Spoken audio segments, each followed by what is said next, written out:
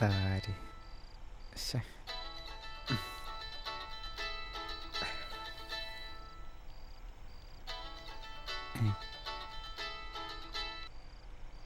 ആറിനു പറയ്. എവിടാണ്? എന്താ പരിപാടി? എന്ത് പരിപാടി? ഞാൻ ദേ കിടന്നു. അല്ല, നീ ഇന്നലെ പരിപാടി കഴിഞ്ഞപ്പോ പോയി? ഞാൻ ഇന്നലെ ഉച്ചയപ്പോ തന്നെ ഇറങ്ങി. നീ ഇന്നലെ റിസപ്ഷൻ കഴിഞ്ഞപ്പോ തന്നെ പോയല്ലേ? എന്ത് പരിപാടിയാടാ? ആടി പോന്നു, പണിയുള്ളതല്ലേ. ഞാൻ നിന്നെ അവിടെ എവിടൊക്കെ നോക്കിന്നറിയോ? എത്ര ആൾക്ക് ശേഷം നമ്മള് കാണുന്നേ? ഒന്നും മിണ്ടാൻ പോലും പറ്റില്ല. എന്ത് സാധനാടാ? ടൈം ഉണ്ടല്ലോ, നീ പോകുന്നതിന്റെ മുന്നേ നമുക്ക് എന്തായാലും കാണാം. ഇന്നിനിപ്പോ വേറെ പരിപാടിയൊന്നും ഇല്ലല്ലോ? ചുമ്മാ ഫോൺ നോക്കിക്കൊണ്ടിരിക്കല്ലേ നീ? ഞാൻ ഓൾറെഡി കിടന്നടി. ഇത്ര നേരത്തെ കിടക്കേ? നീയോ? 11 മണിയല്ലേ ആയുള്ളൂ. ഞാൻ നേരത്തെ ഇപ്പൊ കിടക്കും. ഇപ്പം ലേറ്റ് നൈറ്റ് അങ്ങനെ നിക്കാറില്ല. ഒടുക്കത്തെ ചേഞ്ച് ആണല്ലോടാ മോനെ നിനക്ക്. കുട്ടി ഇപ്പൊ പഴയ പോലെ ഒന്നും അല്ല, ഒരുപാട് മാറിപ്പോയിരിക്കണു. എടാ നമുക്കേ ഇന്നത്തെ പരിപാടി ഒന്ന് മാറ്റി പിടിച്ചാലോ? മാറ്റി പിടിക്കാനോ? എന്ത്? ആണേ, ഒരു ചൂട് ചായ കുടിക്കുന്നതിനെ പറ്റി എന്താ അഭിപ്രായം? ഈ പാതിരാത്രിക്കോ? നീ ഒന്ന് പോയിക്കേ. 11 മണിയല്ലേ ആയുള്ളൂ. നമ്മളെ ബീച്ച് റോഡുള്ള അബൂക്കാന്റെ ഷോപ്പ് പോയിട്ടുണ്ടെങ്കിലേ നല്ല ചൂടുള്ള പുട്ടും ബീഫും കിട്ടും. രണ്ടും കൂടെ ഒരു പിടി പിടിച്ചാണ്ടല്ലോ എന്റെ മോനാ. മനുഷ്യൻ ഇവിടെ ഒന്നാമതേ ഇന്ന് പട്ടിണിയാ. അതിന്റെ ഇടയ്ക്ക് പുട്ടിന്റെയും ബീഫിന്റെയും കഥ പറഞ്ഞിട്ട് എന്നെ കൊതിപ്പിക്കല്ലോ. അതെന്താടാ, നിനക്ക് ആന്റി വീട്ടിലൊന്നും തിന്നാൻ തന്നില്ലേ? അതല്ലടി, ഇന്ന് കറിയൊരു സുഖം ഉണ്ടായിരുന്നില്ല, ഞാൻ പിന്നെ കഴിച്ചില്ല. അത് കലക്കി. അപ്പൊ സെറ്റ്. വേറെ ആലോചിക്കണ്ട. ബാ എണീച്ചോ, പോ. ഇനിയിപ്പോ പോണോ? തണുപ്പ് തെണ്ടി ഇറങ്ങി വാടാ താഴേക്ക്. താഴേക്കോ? അവന്റെ ഒരു തണുപ്പ് മഴ കുറെ നേരം. താഴെയോ? എവിടെ? എടാ കണ്ടവന്റെ പറമ്പിലോട്ട് നോക്കടാ, ഇവിടേക്ക് നോക്കടാ, ലെഫ്റ്റ്. എവിടെ? ഇവിടെ നോക്കടാ. അത് ശരി, അപ്പൊ ഇവിടെ നിന്നിട്ടാണല്ലേ ഈ ഡയലോഗ് മൊത്തം അടിച്ചേ? കൊള്ളാം. ഇറങ്ങി വാടാ പോരങ്ങ. പായ നോക്കി കഥ ഇറങ്ങി വരതേ. വരുന്നു, കാണിച്ചു കേട്ടോ. കർത്താവേ, ഇവിടെ നിന്ന് വീണാരൊക്കെ കാണും. ഇത് പാതിരാത്രി എവിടെയാണ് ഈ പുട്ടും ബീഫും? എന്തായാലും പോയി നോക്കാം. ഇവനിത് എവിടാണ്? ഉപ്പങ്ങാനും ഇതിനിപ്പോ പോയി വന്ന് ഞാൻ എപ്പോ കിടന്നുറങ്ങാനാ? ഷീഫളുടെ ഒരു കാര്യം.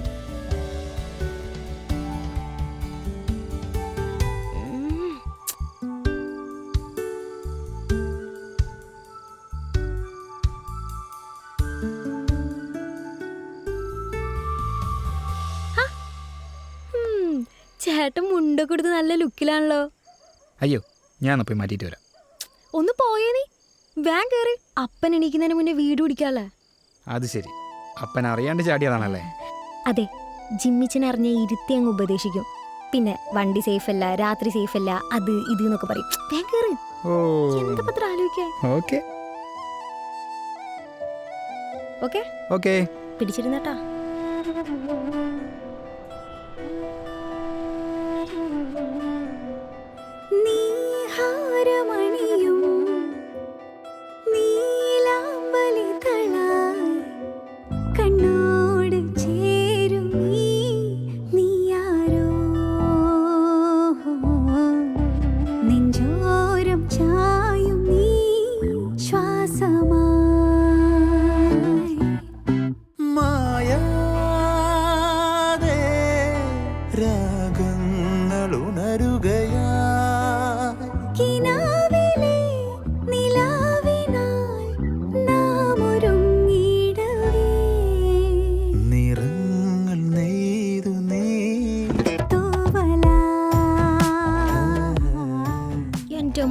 അബൂക്കൻ്റെ അവിടുത്തെ പുട്ടും ബീഫും വേറെ ലെവല്. നീ ഇന്ന് കഴിച്ചിട്ട് എന്തെങ്കിലും കാര്യം പറ. ഓക്കെ,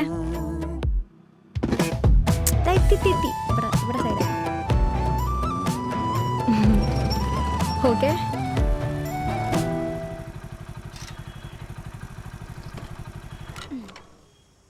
ഇവിടാണ് ഞാൻ പറഞ്ഞ അബൂക്കാൻ്റെ കട.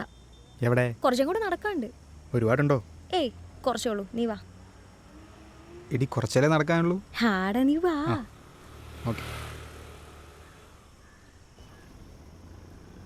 നിനക്ക് നന്നായി വിശക്കുന്നുണ്ടല്ലേ? അത് കുഴപ്പമില്ല, കുറച്ചങ്ങോട്ട് പോയി കഴിഞ്ഞാൽ ഷോപ്പെത്തി. ഓക്കേ.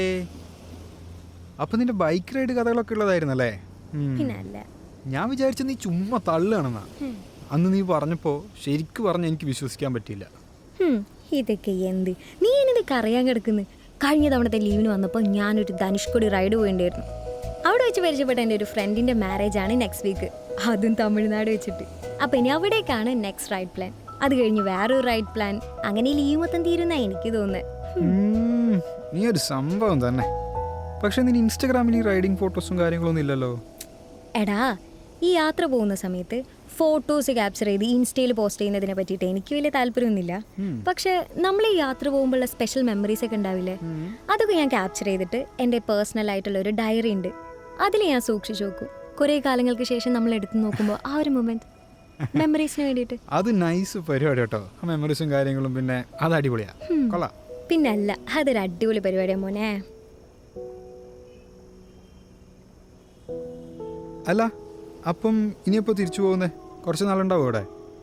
ഇപ്പൊ ഒന്നും തിരിച്ചു പോകാനുള്ള പ്ലാൻ ഇല്ല. ചിലപ്പോൾ അത് എക്സ്റ്റെൻഡ് ചെയ്യും 1.5 മാസം കഴിഞ്ഞിട്ടുണ്ടെങ്കിൽ. പക്ഷെ എത്രയും പെട്ടെന്ന് അപ്പൻ എന്നെ കെട്ടിക്കാനുള്ള പ്ലാനിങ് ഇല്ല. അതുണ്ടോ? അതിൽ നിന്നൊന്ന് എസ്കേപ്പ് ആവാം ഈ ട്രിപ്സ് കൊണ്ട്. ഓ, അപ്പൊ വീട്ടുകാരെ പറ്റിച്ചോണ്ടുള്ള മുങ്ങി നടക്കലാണല്ലേ? കൊള്ളാം, നല്ല പരിപാടി. അങ്ങനെയല്ല, അപ്പൻ എന്തായാലും കല്യാണം ആലോചിക്കുന്നുണ്ട്. അപ്പൊ പിന്നെ എന്റേതായ രീതിയിൽ ഞാനും ആലോചിക്കുന്നുണ്ട്. നമുക്ക് നോക്കാം. കൊള്ളാം. ആ, നീ ഒരു കാര്യം ചെയ്യ്, അവിടേക്ക് ഇരിക്കും. ഓക്കെ, ഞാൻ പോയി ഫുഡ് എടുത്തിട്ട് വരാം. ഓക്കെ.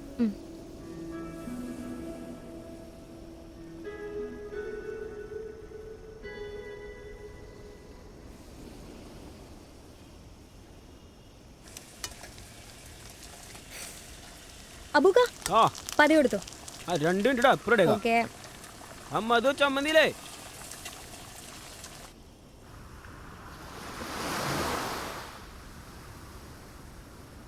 ആ, അവിടെ ഇവിടെ.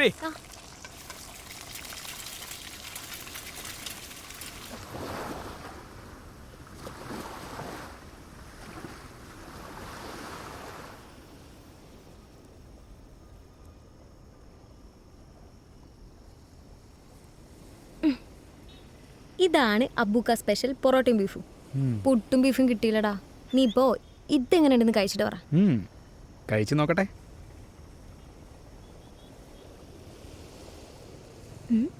എങ്ങനെയുണ്ട്? കൊള്ളാം. അതാണ്. പറ, എങ്ങനെയുണ്ട് നിന്റെ പരിപാടീസൊക്കെ? ജോലിക്ക് എങ്ങനെ പോണു? സത്യം പറഞ്ഞാൽ മടുപ്പാ. ഓഫീസ് വീട്, വീട് ഓഫീസ്, ഈ ഒരു ലൂപ്പിൽപ്പെട്ട് കിടക്കുക. നീ പറഞ്ഞ പോലെ എവിടെയെങ്കിലുമൊക്കെ ട്രിപ്പ് പോകണം. പക്ഷേ ലീവ് കിട്ടില്ല, കയ്യിലാണെങ്കിൽ ക്യാഷും ഇല്ല. എടാ, ട്രിപ്പൊക്കെ നിങ്ങൾക്ക് പോകണമെന്നുണ്ടെങ്കിൽ പോ. സേവിങ്സ് ഒക്കെ ആയി ട്രിപ്പൊക്കെ പോവാന്ന് വെച്ചാൽ അത് നടക്കില്ല. പോണം. എടാ, നിങ്ങൾക്ക് അബ്രോഡ് പോകാൻ വല്ല പ്ലാനുണ്ടോ? ഏയ്, എനിക്ക് അതിനോട് വലിയ താല്പര്യമില്ല. എനിക്കിവിടെ ഇഷ്ടം. ഓ, നീ പിന്നെ പണ്ടേ പച്ചപ്പിൻ്റെ ഹരിതാപത്തിൻ്റെ ഒക്കെ ആളാണല്ലോ അല്ലേ? ഇവിടെ തന്നെ കുറച്ചുകൂടെ ബെറ്റർ ജോബ് നോക്കുന്നുണ്ട്.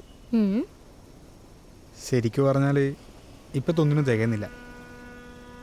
ചെയ്യുന്ന പണിക്കുള്ള സാലറി ഒന്നുമില്ലെന്നേ. എനിക്ക് സത്യം പറഞ്ഞാൽ അവിടെ മടുത്തു. ഞാനവിടെ നിർത്തി പോരാനുള്ള പ്ലാനാ. അവിടെ ക്യാഷിനാണെങ്കിൽ ഓക്കെ ആണ്, പക്ഷേ അത് മാത്രം പോരല്ലോ. അങ്ങനെയാണെങ്കിൽ ഇവിടെ ഒരു കോന്തനെയും കെട്ടിയിട്ട് അങ്ങ് സെറ്റിൽ ആവുന്നേ. അല്ല, നീ നമ്മളെ ടീംസായിട്ടൊന്നും കോണ്ടാക്ട് ഇല്ല. അവരോടൊന്നും ചോദിക്കുമ്പോൾ നിന്നെ പറ്റി ഒരു ഐഡിയ ഇല്ല. കല്യാണത്തിനൊക്കെ പോകുമ്പോൾ കാണുന്നല്ലാതെ ആരും ഏറ്റവും വലിയ കോണ്ടാക്റ്റ് ഇല്ലടി. എന്തോ അവരെ എനിക്ക് അത്ര വലിയ കണക്റ്റ് ആവാത്തത് കൊണ്ടാവാം. പിന്നെ അവർ കൂടുമ്പോൾ പറയുന്ന തമാശകൾ അത്ര വലിയ സുഖമുള്ള കാര്യങ്ങളൊന്നുമല്ല. മറ്റുള്ളവരെ ഹേർട്ട് ചെയ്യുന്ന രീതിയിലുള്ള തമാശകളാണ് അവിടെ ഉണ്ടാകുന്നത്. എനിക്കത് വലിയ താല്പര്യമില്ല. അവർക്ക് അവരുടേതായ ഗ്യാങ് ഉണ്ട്, അത്ര തന്നെ. അവരതിൽ കംഫർട്ടാ, അത്ര തന്നെ. ഞാൻ ഗ്രൂപ്പ് ഫോട്ടോസിലൊക്കെ കാണാറുണ്ട്, പക്ഷെ അവരുടെ ഗാദറിംഗ് പാർട്ടീസിലൊന്നും നിന്റെ ഫോട്ടോസ് ഇല്ല. അതുകൊണ്ട് ചോദിച്ചാട്ടോ. അത് വിട്. ശരി, വിട്ട്. പക്ഷെ നീ ഭയങ്കരമായിട്ട് ചേഞ്ച് ആയി പോയിട്ടോ. പണ്ട് കോളേജിൽ ഏറ്റവും വലിയ ഇൻട്രോവേർട്സ് ആയിരുന്നു നമ്മൾ രണ്ടുപേരും. അതുമാത്രമല്ല, അന്ന് ക്ലാസ്സിലെ പിള്ളേരുടെ മുന്നിൽ സെമിനാർ പ്രസൻറ്റ് ചെയ്യാൻ പറ്റാണ്ട് കരഞ്ഞു നിന്ന് നീ ഇന്ന് അത്രയും പേരുടെ മുന്നിൽ വെച്ചിട്ട് ആങ്കർ ചെയ്തു, ഡാൻസ് കളിച്ച്.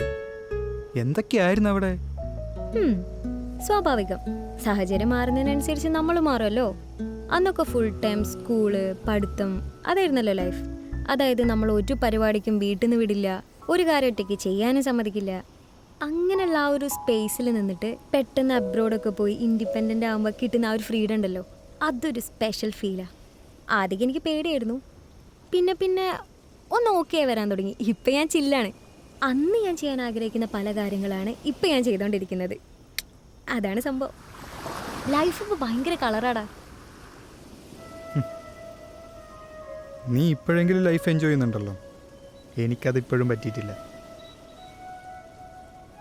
പണ്ടൊക്കെ പഠിത്തത്തിൻ്റെ പുറകെയായിരുന്നു, ഇപ്പം അത് ജോലീൻ്റെ കാര്യത്തിൽ. അതേ ഉള്ളൊരു വ്യത്യാസം.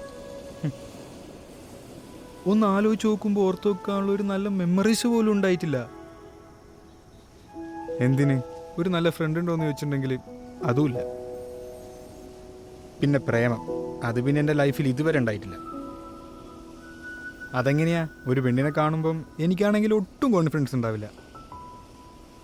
അന്നത്തേന്ന് പറയുമ്പം എൻ്റെ തടിയും കാര്യങ്ങളും മെയിൻ പ്രശ്നമായിരുന്നല്ലോ.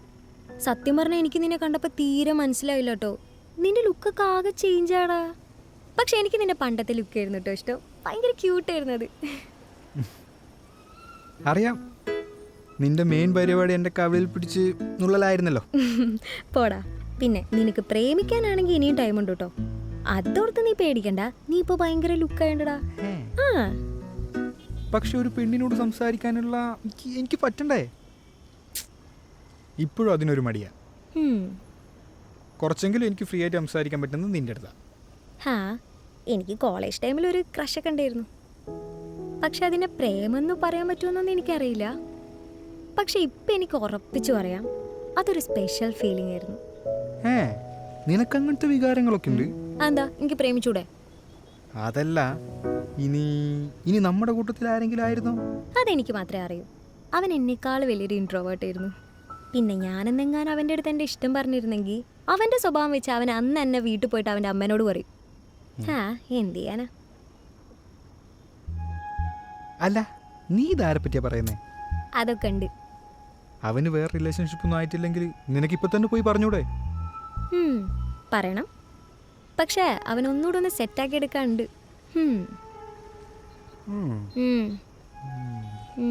ഞാൻ ആരോടെ കർത്താവ് ഇതൊക്കെ പറയുന്നത്? ഞാനൊരു കാര്യം പറയാം. അവനെ വേറെ പെമ്പിള്ളേരങ്ങാൻ കുത്തിക്കൊണ്ടുവന്നതിന് മുന്നേ കാര്യം പോയി പറയാൻ നോക്ക്. ഹേയ്, ആ കാര്യത്തിൽ എനിക്ക് ഒരു പേടിയില്ല. അവൻ്റെ ഒരു നാച്ചർ വെച്ചിട്ട് അവനൊരു ഗേള് സെറ്റാവാൻ പോണില്ല. ഇവളിതാരെ പറ്റിയാ പറയുന്നേ? ഇനി എന്നെ പറ്റിയാണോ? ഏയ് നീ എന്താ ചിരിച്ചേ? ഏയ് ഒന്നുമില്ല.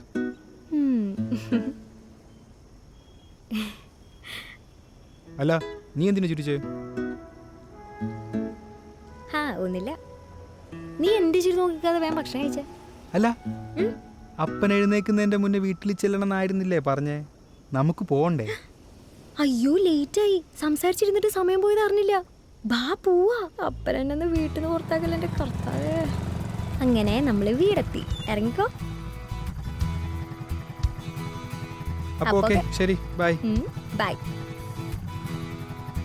കർത്താവ് ഇതെന്താ പോവാത്ത? തിരിഞ്ഞ് പോട്ടെ. അപ്പൊ ബൈ.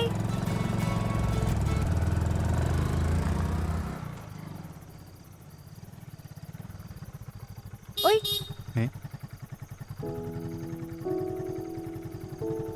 നീ ഇതുവരെ പോയില്ലേ? നാളെ റെയിൽവേ പാലത്തിന്റെ അടിയിൽ ഷെഫിക്കാന്റെ കട ഉണ്ട്. അവിടെ നല്ല പുട്ടും ബീഫും കിട്ടും. നാളെ പോയാലോ? ആലോചിക്കാം. അപ്പൊ ഓക്കെ, ബൈ. ബൈ. ഇപ്പളി തന്നെയും കൊണ്ടേ പോകുള്ളൂ. സമയമുണ്ടല്ലോ, നോക്കാം.